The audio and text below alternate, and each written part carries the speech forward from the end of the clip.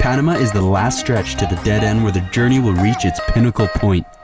But, just like every other leg of the trip, it won't come without challenges. Ahead lies the pandemonium of Panamanian traffic, brute border police, a ruffian's challenge, and a nightmare in the flesh.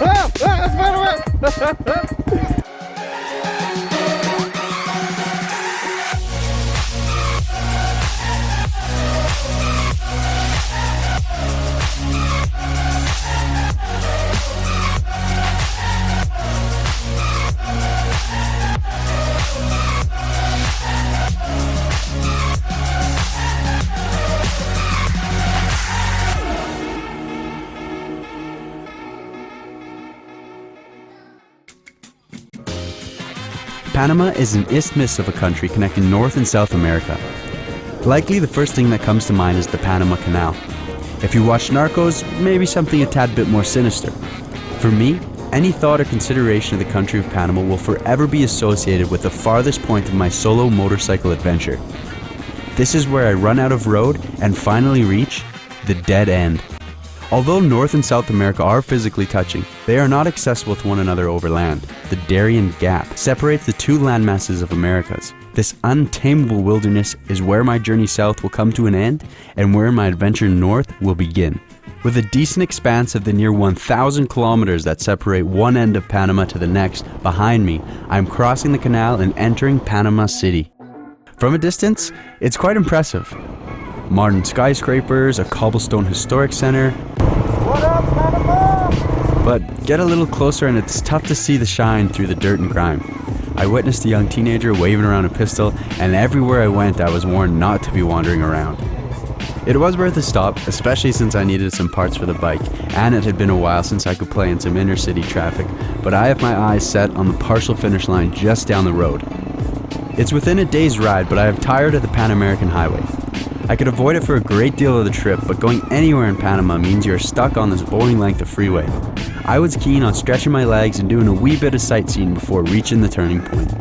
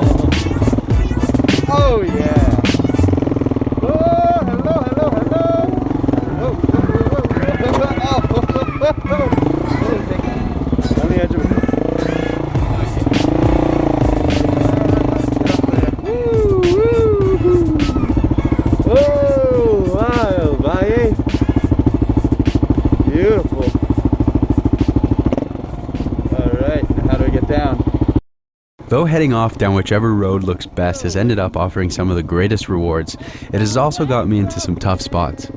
This turn may end up being my most regrettable. Oh my god, holy shit, oh no, how do I turn around? I doubt you guys can see this, but this whole fucking thing is a giant spider web, and there's big spiders here. 1, 2, 3, 4, 5, 6. Oh god, oh no, what do I do? Ah! Spider web! I'm coming along this road, I'm looking for a campsite, and I come across this, slam on the brakes. There's literally a wall of spider web here with massive spiders, a big family of them, a herd, what do you call that? But check them out. There's one, that's kind of the size that I'm dealing with. A second, a third. Ah, look at that. Oh, jeez, don't move. There's a fourth back there. About 3 over. Oh, one's right on my... Wow, look how close I came there. Technically, I hit it. This isn't going to be fun. I'm not a fan of spiders. If I knew I would have ran into a situation like this on the trip, I never would have done it. It's me facing some fears right here. Oh God, you hit one and more, come out! Touch the bikes.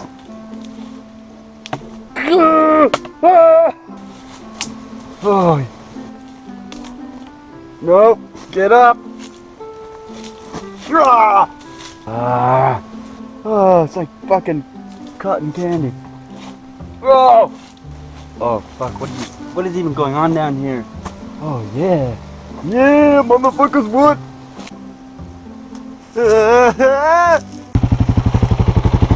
I'm turning back. There's nothing but death by spiders that way. You clear one giant wall of spiders and then walk into another. I'm going back. I'm sorry. My struggle with finding a peaceful campsite continued. After 5 months of camping practically wherever I feel safe enough to do so without having any issues with locals, I ran into a pretty hot-headed bunch who were not happy I was camping on their land. Oh,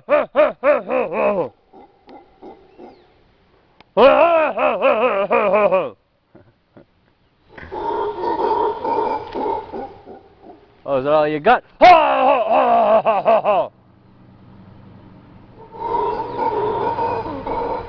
Okay, it's getting serious here. This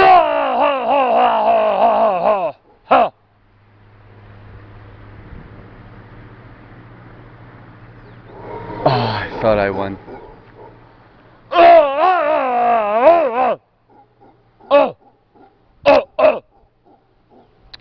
This guy's good.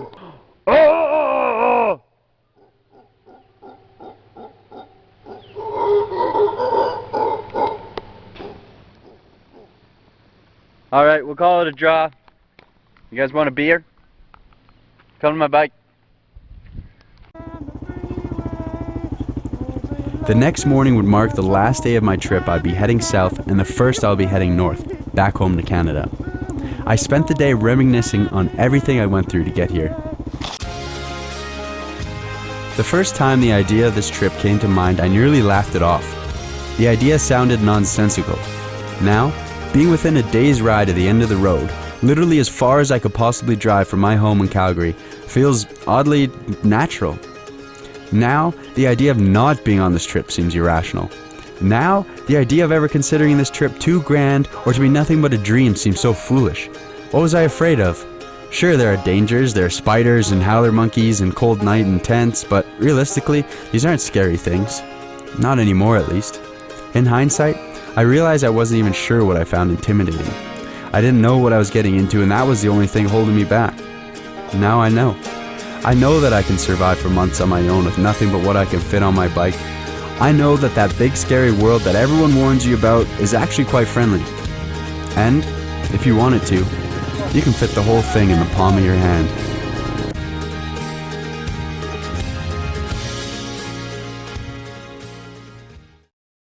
The day slipped by as the adrenaline trickled through my system in anticipation of reaching the end of the road at the town of Yavisa. I readied myself to feel a sense of joy like no other. I imagined the locals were going to be ecstatic to greet another adventurer from a faraway land like the people of Munchkin Land. I could expect nothing but dancing and singing in celebration. Not so much the case. This is it? Realistically, of course. No one cared that I was there. It wasn't even a very friendly town. And surprisingly, I didn't get very excited to have arrived. I was kind of sad. I treated myself to a beer and lunch and, well, then I left. It all felt pretty anticlimactic. I rode 23,000 kilometers over a span of 172 days for this? Then, as I started back down the way I came, it all hit me. I'm going home! It wasn't about where I was going, it was simply the fact that I was going. The point of the trip was never to get anywhere. The destination is just an excuse. The journey. The journey is what you remember. It's what changes you, teaches you, makes you who you are. It includes the good times and the bad, the unknown, The bumps in the road, rivers to cross, sand to sink in, mud to slip on, rain to wet you to the bone, cold to keep you up shivering at night, and each and every stressful, sweaty border crossing. It's these tough times that teach you to relish the good. I used to fear the unknown. Now I have learned to ride on excited for the next challenge. I'm not sure what the next 23,000 kilometers have in store for me, but that's exactly why my knuckles are white as I gigantically twist throttle towards my next milestone. Home sweet home. Everything changes.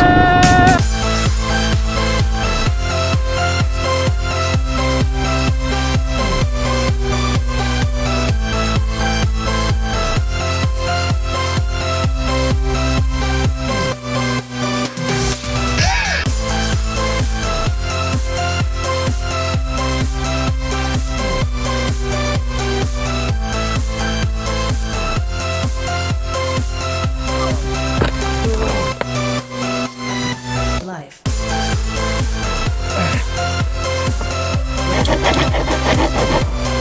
Oh shit.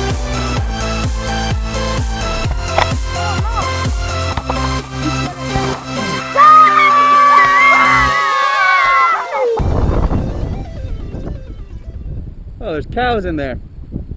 That's how hippos are created.